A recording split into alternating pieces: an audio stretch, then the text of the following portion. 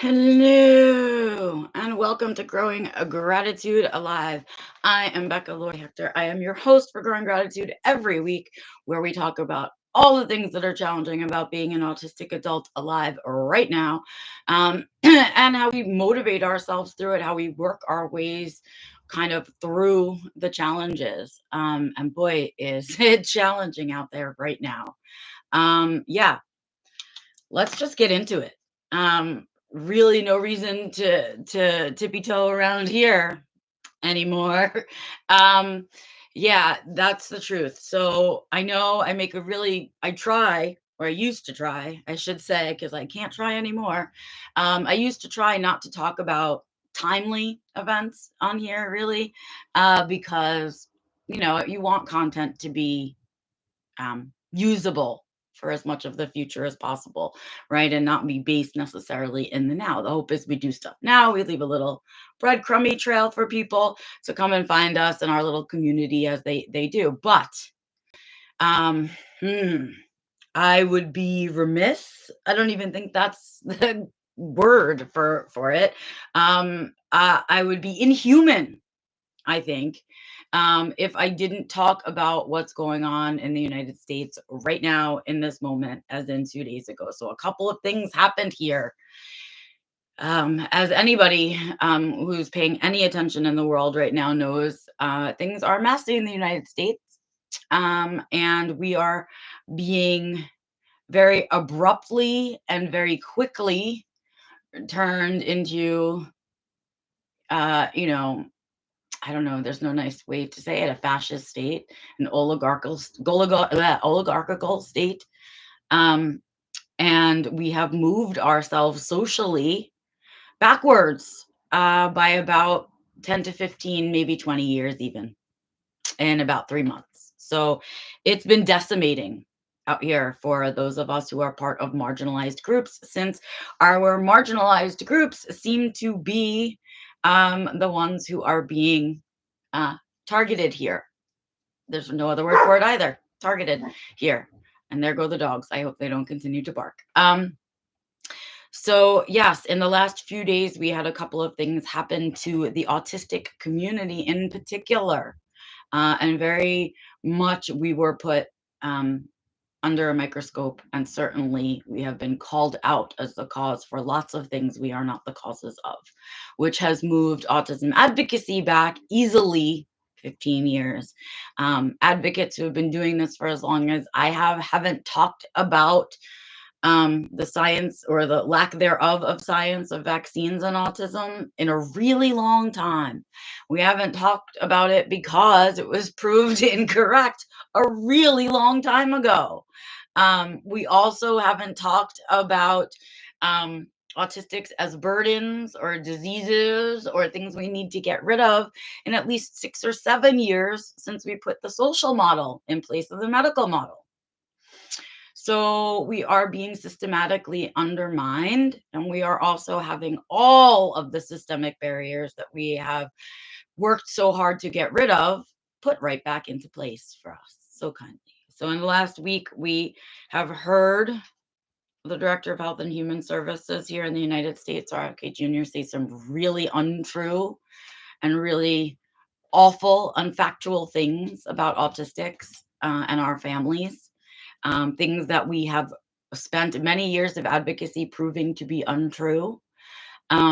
We have thwarted campaigns against us in the past that have said we have gotten stolen in the night from our families. And I am raging about this, raging inside.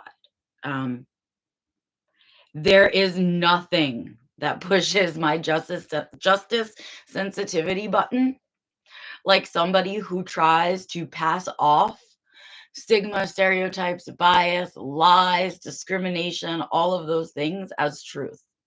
That just really gets my goat, and it really pisses me off, because what it does is it continues to misinform other people and spread miseducation and spread lies and spread the stigma and stereotypes that we are so desperately trying to fight these days, right? And we were getting so far. And so I can't not talk about that. I have to talk about that. I have to talk about the way our community is responding to that, which has been awe-inspiring. If you're not paying attention, we had the various and sundry autism awareness groups or autism nonprofits, however you want to call it, sign on to one single document agreeing about a lot of things about autism. And that is something that we as a community have not seen ever. Okay. And much like the pandemic, you know, shake things up, right? And it tossed out remote work to us as individuals. This has presented an opportunity for these organizations to share a platform about something. And what that says is we are starting to be heard as autistic people, right? That those organizations are for us. It's not about them making money. And this is the first sign that I have seen, right? That they may be beginning to understand that. Okay? Because there are organizations that have signed together onto this document that we could not find or force into meetings together, right? That we could not find or force in places together on an agreement about anything other than who was getting the most of the pie in our autism community. And that to me is awe inspiring. That to me is a moment to pay attention to. That to me is something for me to talk about here, right? Because while we've got all this loudness and all of these people yelling about how untrue all of these things are, which they are untrue. And in fact, we have the science to back up how untrue they are. We have the data, right? The facts, ma'am, that show that. Right. And there's any number of different versions of those facts that you can put together to prove this. But what is notable and what is historic in this moment is this signing on of all of these groups together. It's rather a quiet thing, right? But it happened. And most importantly, the group that led that signing of all of these organizations together was our group, the Autistic Self Advocacy Network, ASAN. So thank you, ASAN. Thank you for leading that charge. Thank you for having the courage um, to lead us forward, right? When other people do not have that courage. Um, and thank you for having the intelligence, the autismness in you to let these other folks sign on to, because you didn't have to. You could have made just an ASAN statement and you could have just put it out like that, and you didn't. You said, no, we all need to be in on this. There's power in numbers, right? And we signed on with them. So thank you for that. It was inspiring to me as an advocate, knowing that there's still some direction forward without losing all of the traction that we've made. Um, and I think that's what I want to say about these things right now. I want to say, if you're at all an organization that claims to be an ally to autistic folks, please go to the ASAN website. Please go to the Autism Society website and check out what it is that they're putting out as a group and get involved. Right, the more of us that can be together on a single document, sharing those thoughts, the more power that we have. And when all of our autism groups come together to say, yes, we all agree on this piece at least, right? It is powerful and impactful. And so more of that, please. More of that, please. In fact, I would love, love, love more than anything to see a lot of our LGBTQIA plus groups involving themselves in the autistic groups and vice versa. We have a lot of overlap. It's time we pay attention to that. Now is the time for our numbers, right? Now is the time where we need to be as many of us as possible, right?